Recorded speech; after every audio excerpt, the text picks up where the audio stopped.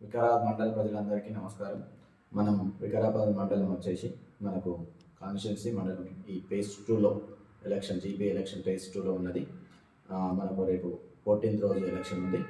So ఆ రోజు ఎవరైతే నామినేషన్ వేసే అభ్యర్థులు ఎవరైతే ఎలక్షన్కి జీపీ ఎలక్షన్ పోటీ చేస్తున్నారో వాళ్ళలో గెలిచిన వాళ్ళు కానీ ఓడిపోయిన వాళ్ళు కానీ గెలిచిన ఆనందంలో ఊరేగింపులు కానీ తర్వాత బైక్ ర్యాలీస్ కానీ డ్రమ్స్ కానీ డీజే కానీ ఇలాంటివి చేయకూడదు. ఎందుకంటే మనం ఎలక్షన్ కోడ్కు సంబంధించిన దాంట్లో ఉన్నాం.